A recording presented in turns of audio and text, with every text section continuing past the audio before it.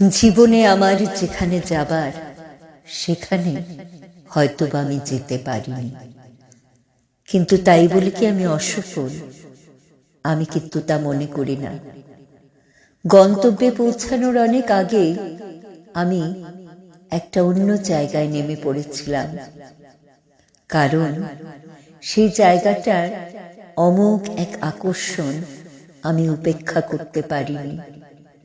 আমি নেমে পড়লাম সেই অজানা জায়গায় এবং বুঝতে পারলাম এই জায়গাটা আমার অপেক্ষায় বহুদিন ছিল। দিন যায়, মাস যায়, বছর যায়, আমি জায়গাটাকে এত ভালোবাসলাম। আমি অনুভব করতে পারলাম যে আমি মনে মনে এই জায়গাটাকেই খুঁজেছি চিরদিন। আমি জানতাম না যে এই জায়গাটা এখানে।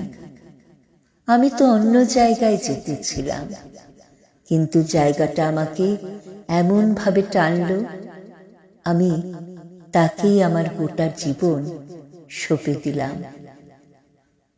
এবারে যেটুকু তাকে দিলাম সেটুকুতে কিন্তু একটুকু ফাঁক রাখিনি। কখনো ভাবিনি আমি তো অন্য কোথাও যেতেছিলাম, এ জায়গা তো আমার নয়।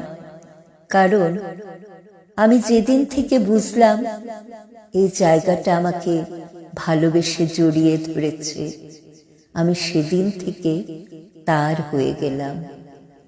আমার সমস্ত বিশ্বাস, আমার শক্তি, আমার সমস্ত যত কর্মকাণ্ড, যত আনন্দ, যত ভালোবাসা, সব দিয়ে আমি তাকেই সাজালাম।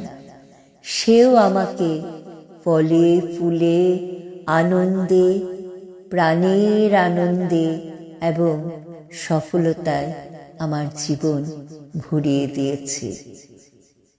শান্তি কি থেকে আসে জানো? শান্তি আসে সন্তুষ্টির থেকে। জীবনে তুমি যেখানেই যাও, তোমার যদি মনে হয় আমার তো এখানে থাকার কথা ছিল না, আমার আরো অনেক উপরে যাবার কথা ছিল, তুমি কখনো মানসিক শান্তি পাবে না। তোমার যদি মনে হয় এটাই আমার গন্তব্য, এটাই আমার নিয়তি, আমি এটাকে পুরোপুরি ভাবে নিজের সবটুকু দিয়ে ভালোবাসবো, দেখবে তোমার ভালোবাসার অভাব হবে না এবং দিনের শেষে তোমার মানসিক শান্তিরও অভাব হবে না।